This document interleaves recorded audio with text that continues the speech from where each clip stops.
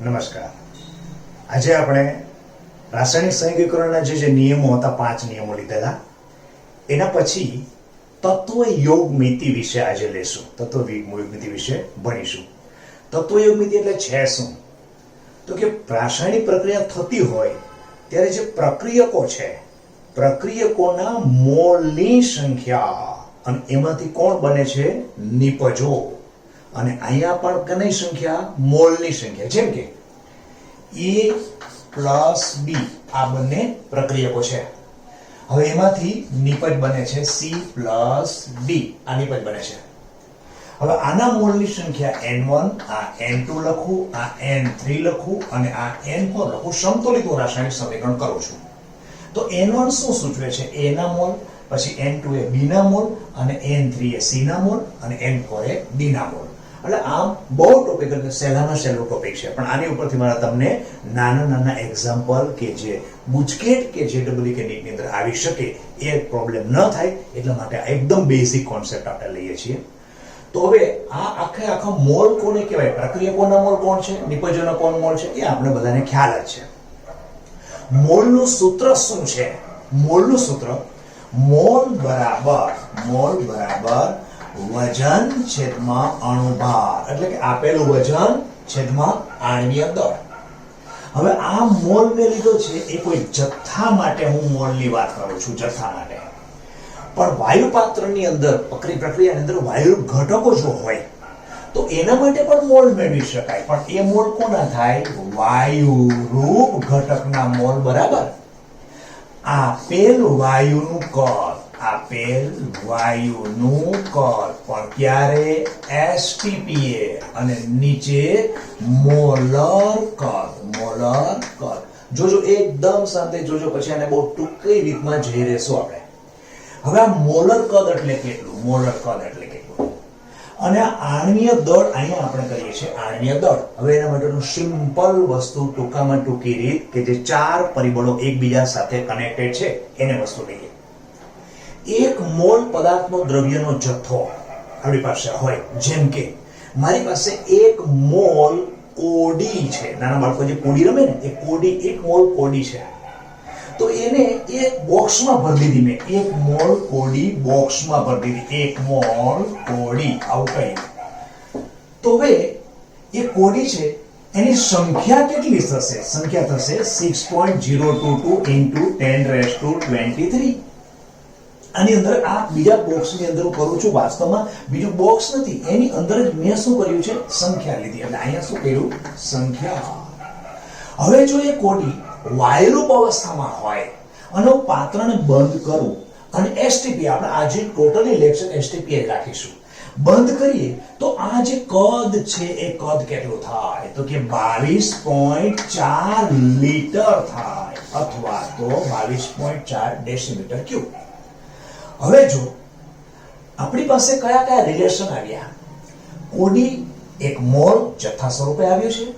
એ પાત્રમાંથી હું એક પછી એક કોડીને કાઢું તો કોડી મને મળે છે કેટલી? તો કે 6.02 10⁻23. હવે એ જ કોડીને જો વાયુરૂપ અવસ્થામાં હું લઉં છું STPA, તો એ વાયુરૂપ અવસ્થામાં એ પાત્રનું કદ કેટલું થાય છે? તો કે કેટલા કદમાં એ ભરાઈ રહે છે STPA? તો કે 22.4 લીટર. હવે આને મારે ચોથા સંદર્ભમાં લેવું છે. એના માટે હું કોડીનું કદાચ દળ જાણતો હોઉં. હવે કોડી તો મેં આપણે સામાજિક પ્રસંગ માટે, સામાજિક દ્રષ્ટાંત માટે લીધેલું છે. જેમ કે બીજું દ્રષ્ટાંત, કોડીની જગ્યાએ સલ્ફ્યુરિક એસિડ H2SO4 લો. એટલે આપણે સામાજિક દ્રષ્ટાંતથી રાસાયણિક દ્રષ્ટાંત તરફ આવી જાય એટલે વધારે ખ્યાલ આવશે. સલ્ફ્યુરિક એસિડના 1 મોલ હું આની અંદર લઉં છું. કોડીની જગ્યાએ મેં શું કરી નાખ્યું? હવે સલ્ફ્યુરિક એસિડ. તો સલ્ફ્યુરિક એસિડનું 1 મોલ પડેલા પાત્રમાં, એમાંથી હું સંખ્યા કાઢું છું. પહેલા શું કાઢતો હતો? કોડી કાઢતો હતો. ત્યારે શું કાઢો? સંખ્યા. તો કોડી પણ એટલી નીકળતી હતી 6.022, જ્યારે આ પણ કેટલું નીકળે? 6.022 નીકળે છે. તો હવે સલ્ફ્યુરિક એસિડના અણુઓની સંખ્યા પણ કેટલી છે? સલ્ફ્યુરિક એસિડના અણુની સંખ્યા થાય 6.02 10⁻23.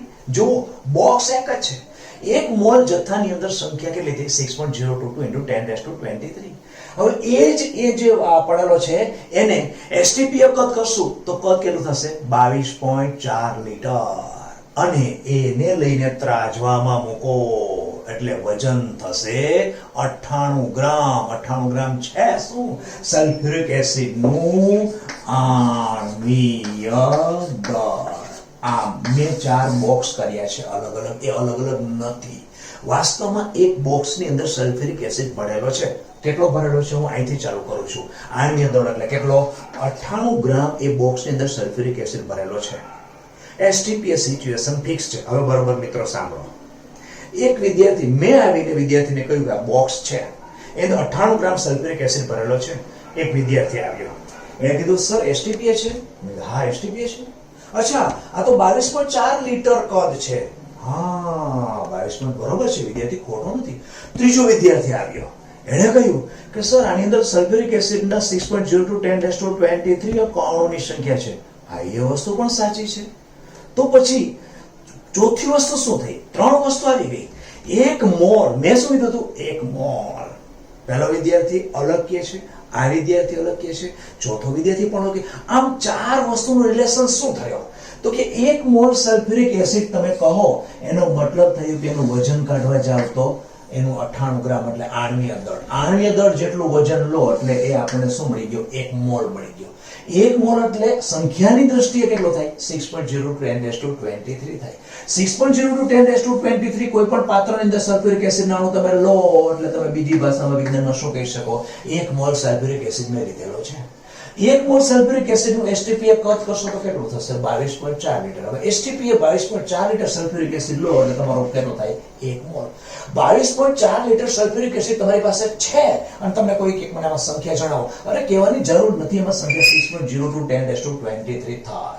એસટીપીએ કોઈ પણ પાત્રની અંદર 6.0 to 10⁻23 કણોની સંખ્યા અંદર પડેલી છે, સલ્ફ્યુરિક એસિડ અણુ પડેલી સંખ્યા પડેલી છે અને સમજી લેવાનું કે 22.4 લીટર થાય. ये 22.4 લીટરનું તમારે વજન કરવા જવાનું છે તો વજન હંમેશા આણ્વીય દળ જેટલું થાય અને આણ્વીય દળ તમે એસટીપીએ લો એટલે એનું કદ 22.4 લીટર થાય. એવી રીતે આણ્વીય કદ આણ્વીય દળ લીધું છે તો એની સંખ્યા 6.022 6.022 બરોબર આણ્વીય કદ આમ એકબીજા સાથે કનેક્ટેડ છે. આમ ટૂંકમાં કેવું હોય તો 1 મોલ કોઈ પણ એક વિદ્યાર્થી એમ કે 1 મોલ પદાર્થ સલ્ફ્યુરિક એસિડ છે. બીજો વિદ્યાર્થી આવીને કહે કે નહીં સર એમાં 6.0 to 10⁻23 અણુ છે. એ વ્યક્તિ સાચો છે, વિદ્યાર્થી સાચો છે. પછી એસટીપીએ પડેલો છે તો એક વિદ્યાર્થી એમ કહે છે કે એમાં 22.4 લીટર કદ છે. ચોથો વિદ્યાર્થી એમ કહે છે કે 1 મોલની સુધી 98 ગ્રામ છે તો વજન પણ ની દ્રષ્ટિએ સાચો છે. આમ આપણી પાસે એક સંદર્ભ ક્લિયર થઈ ગયો. કોઈ પણ પદાર્થનું 1 મોલ એટલે એ પદાર્થનું આણ્વીય દળ, એ પદાર્થનું સંખ્યાની દ્રષ્ટિએ 6.0 10⁻23 સંખ્યા, કણોની સંખ્યા. અને જો એસટીપીએ પદાર્થ પડેલો હોય તો 22.4 લીટર કદ. આટલું આપણને પહેલા ક્લિયર થઈ ગયું. એના પછી હવે આગળ આપણે જઈએ મોલની પરિભાષા. મોલની પરિભાષામાં સૂત્ર એનું લઈએ. પહેલું તો આપણી પાસે પડેલું છે મોલ. 2 મોલ. 2 મોલ કયા કયા સૂત્ર છે? મોલ બરાબર વજન છેદમાં અણુભાર એટલે આણ્વીય દળ. પરંતુ જો પદાર્થનું મોલર કદ આપેલું હોય તો નીચે તમારે શું લેવું પડે? મોલર કદ આપેલું હોય. આણ્વીય આનું કદ આપેલું હોય તો નીચે લેવું પડે મોલર કદ. એટલે કે મોલના 2 પાસા છે. મોલ બરાબર વજન છેદમાં આણ્વીય દળ જો જથ્થામાં હોય તો. જો વાયુરૂપ ઘટકમાં હોય તો મોલ બરાબર શું થાય? આપેલ કદ છેદમાં મોલર કદ. પણ મોલર કદ એટલે 1 મોલનું કદ થાય કેટલું? તો કે 22.4 લીટર. 22.4 લીટર થાય 1 મોલનું. તો આ કેના માટે થયું? વાયુરૂપ માટે. આ કોના માટે થયું? જથ્થા માટે. જેમ કે આપણે હમણાં એક દ્રષ્ટાંત લઈએ એટલે ખ્યાલ આવશે. હમણાં વાયુરૂપ ઘટક અને જથ્થો 2 સલ્ફ્યુરિક એસિડ લો દાખલ કે ઘન અવસ્થામાં છે, પ્રવાહી અવસ્થામાં સલ્ફ્યુરિક એસિડ છે. 49 ગ્રામ H2SO4 ના મોલ બરાબર કેટલા? તો સીધું મોલ બરાબર વજન છેદમાં અણુભાર. એટલે કયું થયું? 49 ડિવાઇડેડ બાય નો અર્ધભાર કેટલો છે? 98. એટલે જે પણ આપણો 0.2 જે 0.5 જવાબ આવે છે, અડધો 1/2 જવાબ આવ્યો એ જવાબ આપણો સાચો 0.5. હવે એવી રીતે હું કહું કે 3 મોલ CO2 નું એસટીપીએ કદ લીટરમાં જણાવો આવું કહે છે. તો હવે જુઓ 3 મોલ પણ કોણ છે? CO2 વાયુ છે. CO2 વાયુનું 3 મોલ તમને આપેલો છે એનું કદ જણાવો. તો કદ કરવાનો શું છે? આપણે વાયુરૂપ અવસ્થાનો મોલ પાછો જ લેવાનું. મોલ બરાબર આપેલ કદ છેદમાં મોલર કદ, અને મોલર કદ કોણ આવે? 22.4 લીટર. હવે તમને આપેલું મૂકી દો તો તમને કેટલા આપેલા છે? 3 આપેલા છે. અને આપણે શું આપેલ કદ એટલે અહીંયા આપ્યું નથી, આપણે અહીંયા શું કરવાનું છે? શોધવાનું છે. એટલે x લઈએ અને નીચે કોણ કરશું? 22.4 લીટર. તો x = 3 × 22.4 લીટર, જે આપણો જવાબ આવ્યો. જવાબ ક્લિયર થઈ ગયો.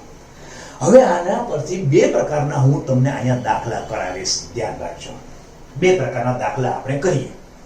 એક તો જથ્થાત્મક સ્વરૂપની અંદર હશે અને બીજો વાયરૂપ અવસ્થામાં હશે.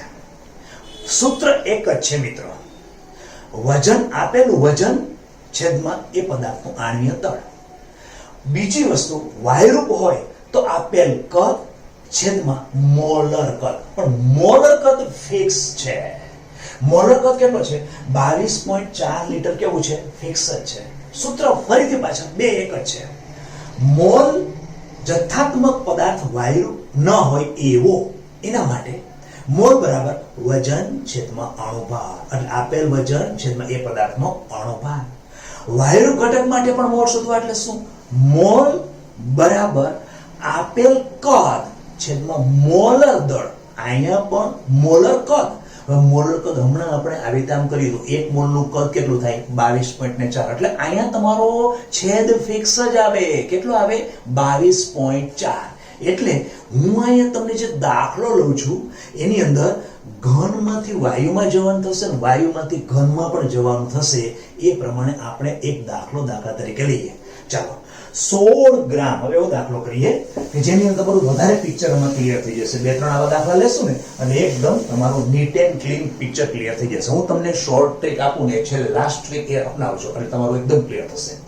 16 ગ્રામ મિથેન નું O2 ની હાજરીમાં દહન કરતા મળતા CO2 નું વજન અને કદ શોધો. બંને શોધવાનું કીધું છે. જો વજન અને કદ કરીએ.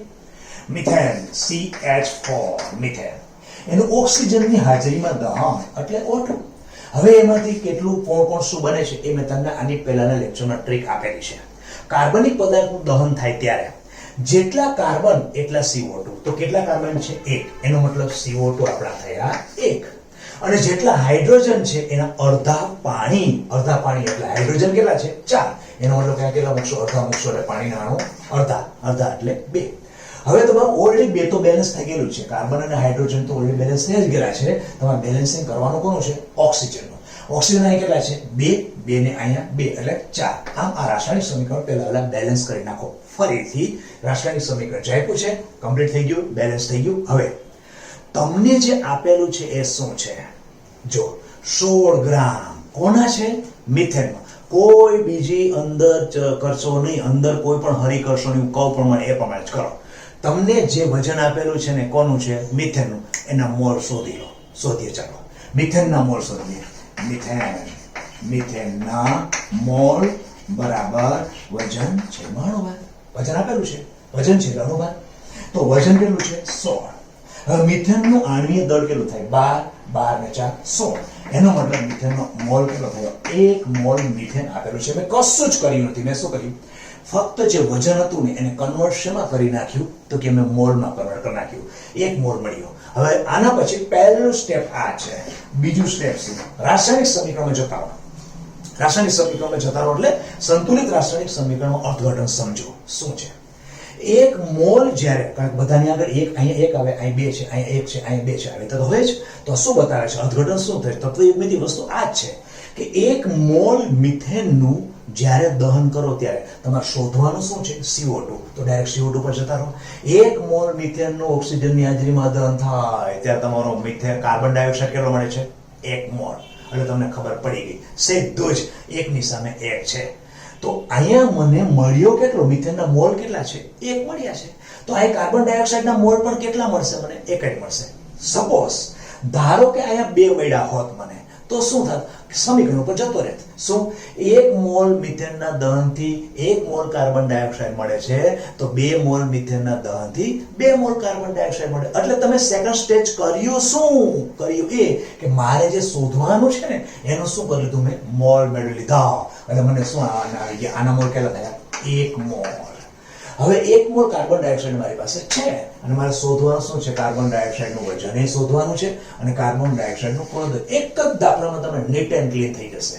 ચાલો હવે આનું વજન માટે સૂત્ર 2 લઈએ. 2 એટલે કયા કયા? તો કે 1 મોલ બરાબર વજન અને અણુભાર, અને બીજો મોલ આ કોના માટે છે? કદ માટે છે. આ કોના માટે છે? વજન. કારણ કે શોધવાનું શું છે? વજન શોધવાનું છે અને કદ એ શોધવાનું છે. તો અહીંયા મોલ બરાબર આપેલ કદ અને છેદમાં મોલર કદ બંને લઈએ.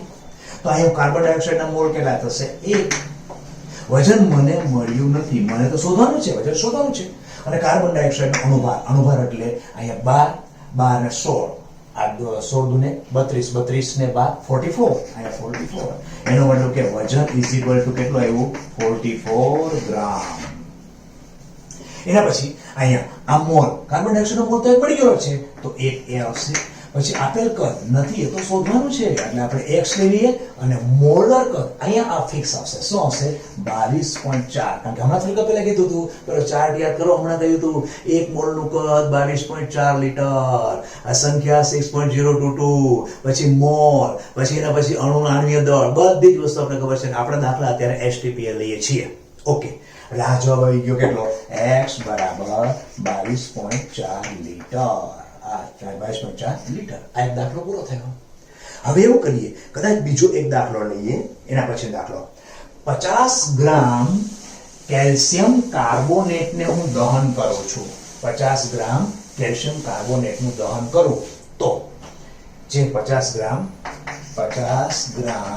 CaCO3 નું દહન કરતા મળતા CaO નું વજન શોધો. તો કરીએ. 10મા ધોરણની તો આપણી છે, 10મા ધોરણની અંદર રાસાયણિક પ્રક્રિયા આવતી હતી.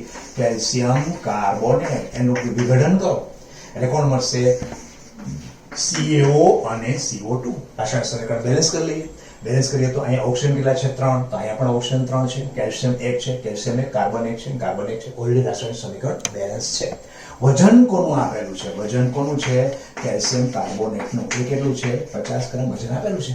પહેલું સ્ટેપ, ફરીથી હું તમને કહું, પહેલું સ્ટેપ શું લેવાનું છે? ડાયરેક્ટ એને રૂપાંતર શેમાં કરી નાખો? મોલ. તો મોલ સૂત્ર લઈએ. મોલ બરાબર વજન છેદમાં અણુભાર. તો મોલ શોધવાના છે. વજન કેટલું છે? 50 ગ્રામ. અને કેલ્શિયમ કાર્બોનેટનું કેલ્શિયમ મતલબ 40 અને 12, 40 ને 52 અને 16, એટલે કેલ્શિયમ કાર્બોનેટ 100. તો આ આપણું થયું 1/2. એનો મતલબ કે 0.5 થઈ ગયું. હવે આના મદદથી બીજું સેકન્ડ સ્ટેપ. ફર્સ્ટ સ્ટેપ હતો આ ફર્સ્ટ સ્ટેપ. સેકન્ડ સ્ટેપ શું આવશે? સમીકરણમાં જવું. સમીકરણમાં જઈએ. સમીકરણમાં જઈ અને જે શોધવાનું છે એના તરફ જઈએ. શું શોધવાનું છે? કેલ્શિયમ ઓક્સાઇડનું વજન. કેલ્શિયમ ઓક્સાઇડનું વજન શોધવાનું છે, પણ પહેલા વજન નહીં મળે. પહેલા આપણે ક્યાં જવાનું? મોલમાં. પહેલા મોલમાં જઈએ. તો અહીંયા અત્યારે રાસાયણિક સમીકરણ શું દર્શાવે છે? 1 મોલ કેલ્શિયમ કાર્બોનેટ થી 1 મોલ કેલ્શિયમ ઓક્સાઇડ મળે છે. તો અહીંયા આપણને મળ્યો કેટલો? 0.5. તો 0.5 થી આપણને કેટલો મળે? 0.5 એટલે સમીકરણ બીજું સ્ટેપ લખવું પડે. રાસાયણિક સમીકરણ પરથી 1 મોલ CaCO3 ના વિઘટનથી કેટલું? 1 મોલ CaO મળે છે.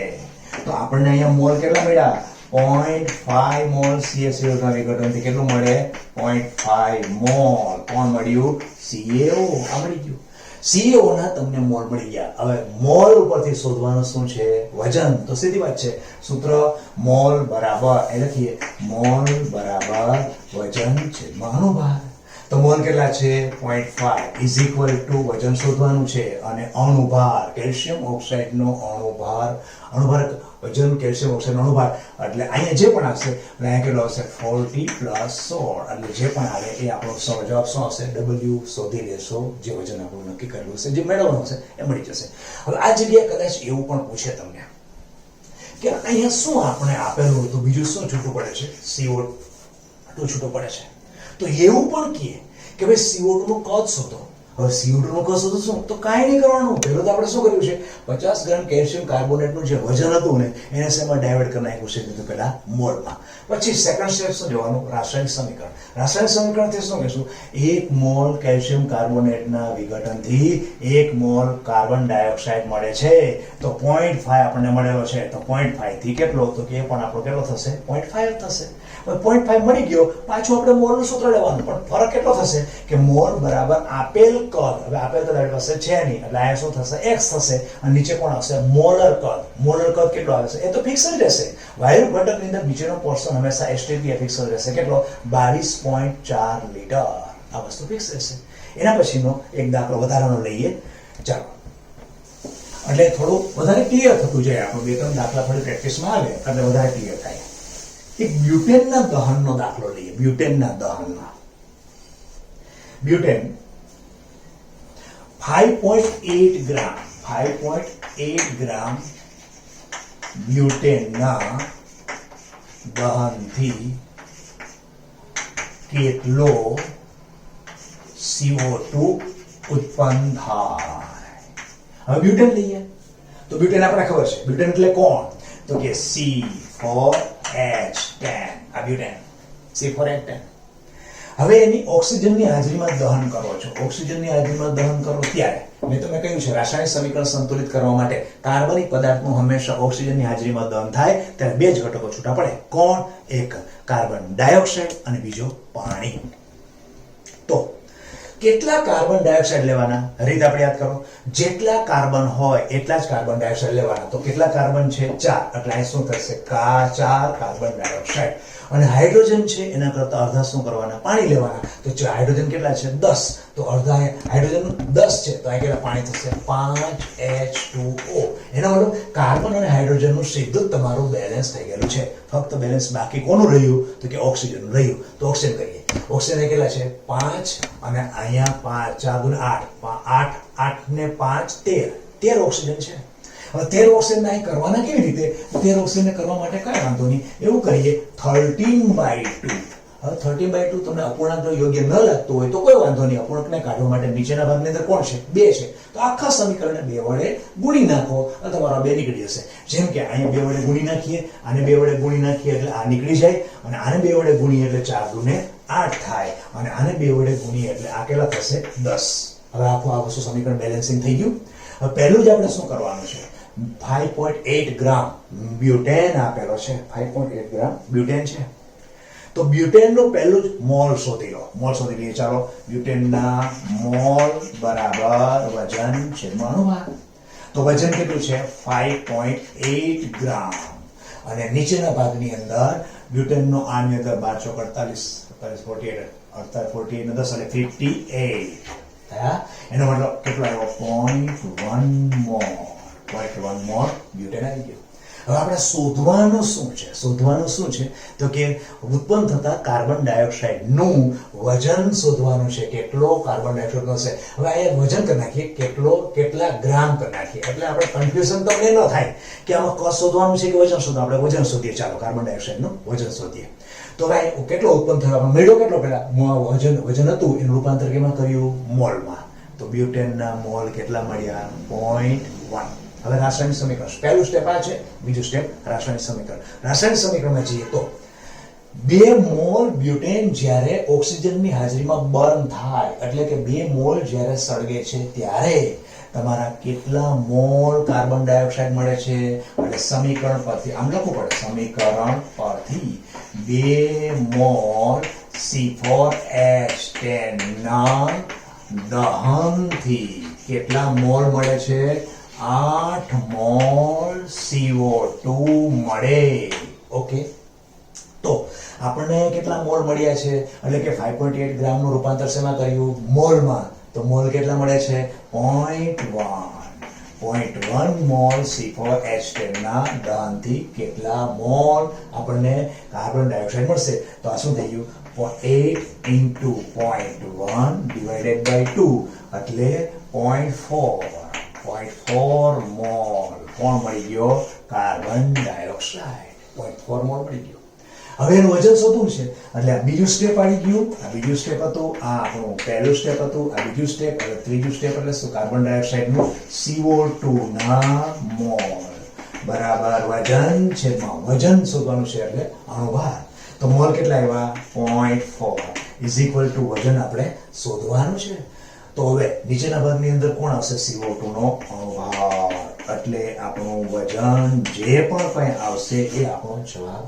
રાઈટ ગણાય આ આપણો દાખલો આના પછીનો થયો હવે ટૂંકી રીત શું કે આપેલ આવી રીતે જ્યારે પ્રક્રિયા કોઈ આપેલી હોય ત્યારે પહેલા વહેલા આપેલ વજન છે એને મોલમાં ટૂંકમાં પહેલું મોલમાં રૂપાંતર કરો હવે બીજો એક દાખલો વધારાનો મને યાદ આવી ગયો બીજો દાખલો પણ પેલા ટ્રીક આપી દઉં પહેલા હંમેશા મોલ શોધો પછી સમીકરણનો સહારો લઈ અને સામે જાઓ એટલે જે મેળવવાનું છે મેળવો પહેલું મોલ શોધો પછી સમીકરણના સહારાથી જે શોધવાનું છે એ શોધો જેમ કે હવે એક બીજો દાખલો વધારાનો પાછો એક લઈએ એસિટિલિનના દહનથી 44.8 લીટર CO2 પ્રાપ્ત થાય છે તો આ પ્રક્રિયામાં જરૂરી જે ઓક્સિજન છે એનું દળ શોધો આપણે મેં તમને હમણાં ટ્રીક આપેલી કે જ્યારે પણ કાંઈ પણ વસ્તુ આપેલે પહેલા વહેલું આપણે સમજવાનું છે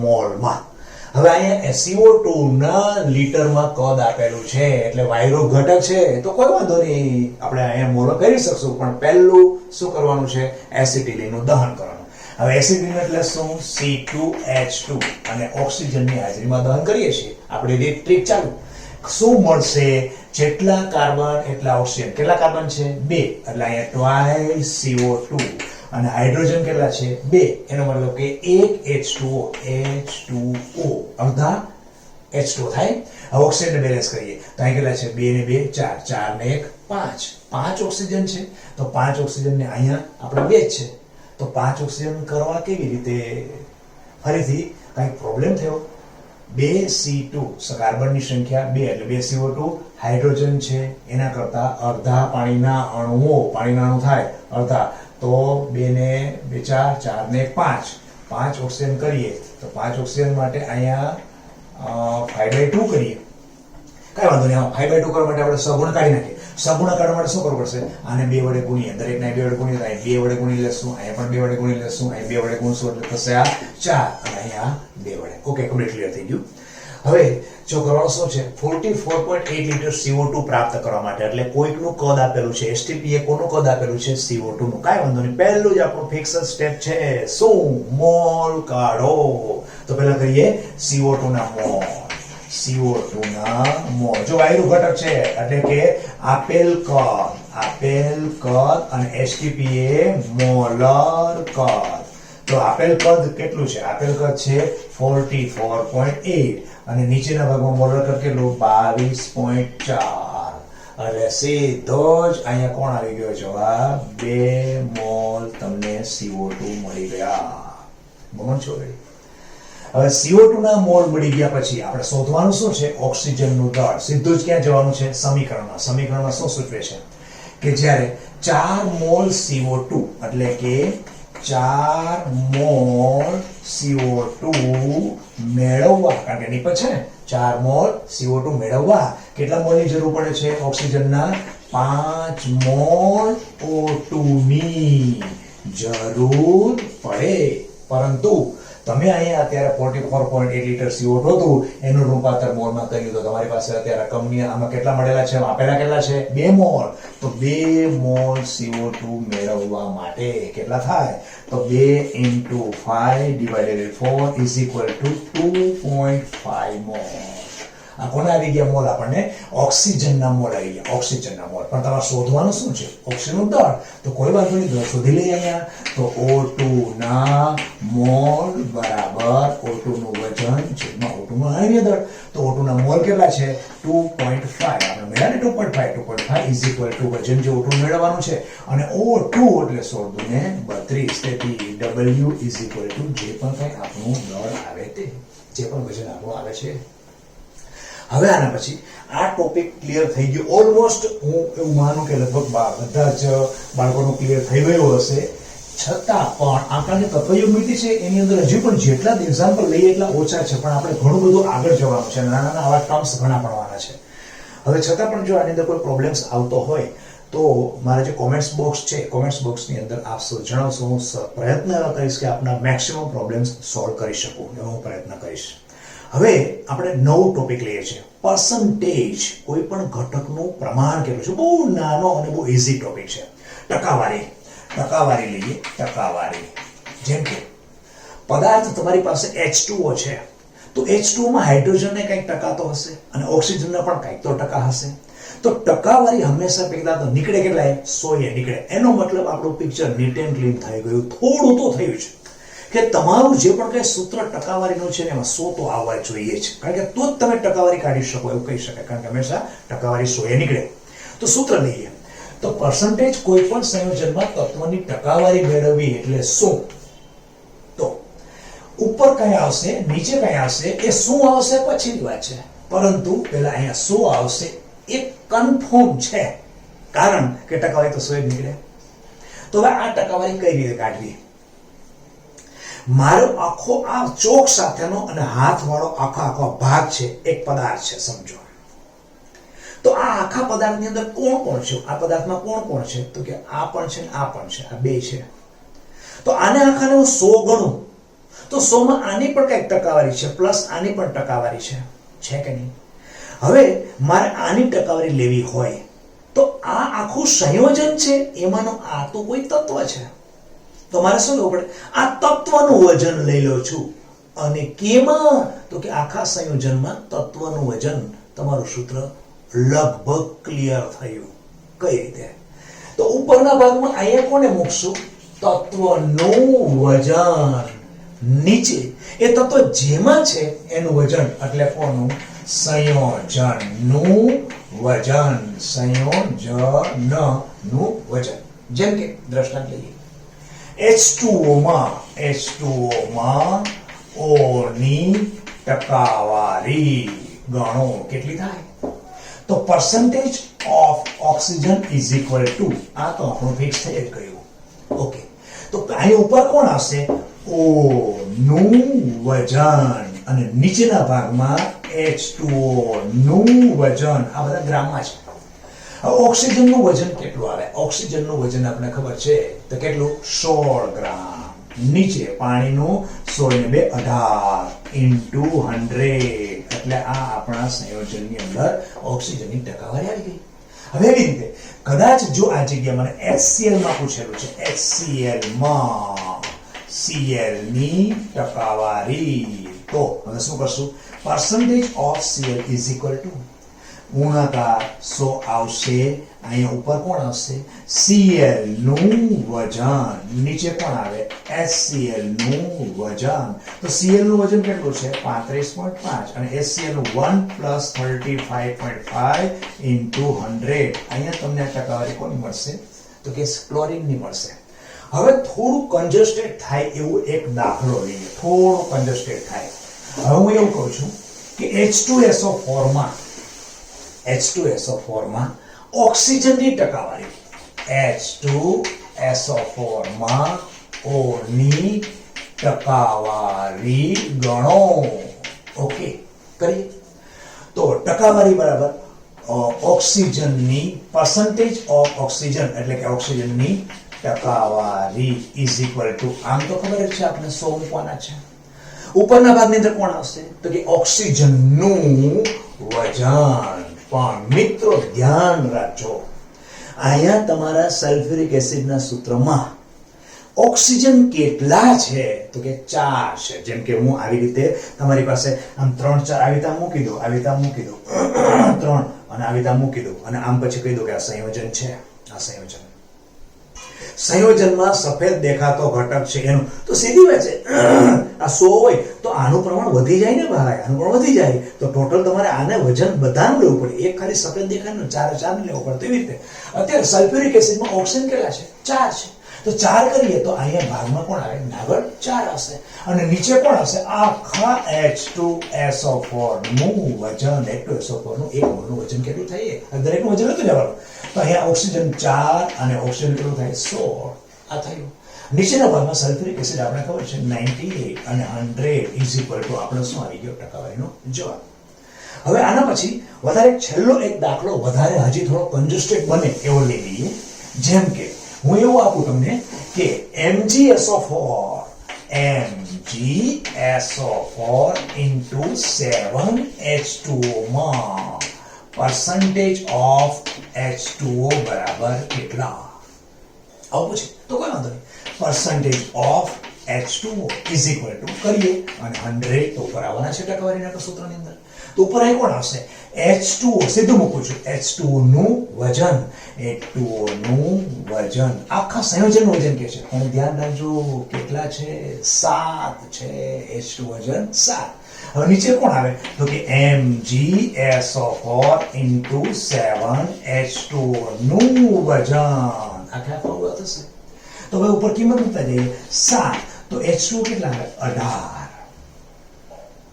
હવે મેગ્નેશિયમ કેટલા? એક પછી મેગ્નેશિયમ, મેગ્નેશિયમ કેટલા? 12 અને મેગ્નેશિયમ આવી ગયું પ્લસ સલ્ફર કેટલા? 32 પ્લસ ઓક્સિજન કેટલા? 16 64 પ્લસ 7 into 18. કેમ તો કે 7H2O છે into 100 is equal to તમારો અહીંયા આવી ગયો કોનું પ્રમાણ? MgSO4 ની અંદર H2O નું ટકાવારી પ્રમાણ કેટલું છે. એટલે આમ આજે આપણે મિત્રો 2 ટોપિક ક્લિયર કર્યા. હવે 2 ટોપિક પછી આના પછી આગળ જે આપણે લેક્ચર લેશું એની અંદર ફરીથી આ જ તત્વયુગ નીતિની અંદર આગળ આણ્વીય સૂત્ર છે, પ્રમાણસૂચક સૂત્ર છે, આણ્વીય ભાર છે, પ્રમાણસૂચક સૂત્ર ભાર છે, એ બે વચ્ચેનું રિલેશન છે, એની અંદર n શું છે, n સહગુણક કેવી રીતે આવ્યો, એની પછી દાખલા એના લેશું. એના પછી આગળ જઈને દરેક જુદી જુદી ટકાવારી, percentage, weight by weight, weight by volume, volume by volume, પછી parts per million, parts per billion, પછી નોર્માલિટી, પછી મોલારિટી, મોલાલિટી, ફોર્માલિટી, આ બધા ધીરે ધીરે એક એક પછી આગળ નાની નાની બાબતો છે બધી, પણ ઇઝી વેથી સમજાય છે એવી સહેલી પણ વસ્તુ બધી છે. તો એને આપણે આગળના લેક્ચરની અંદર લેશું. અત્યારે નમસ્કાર.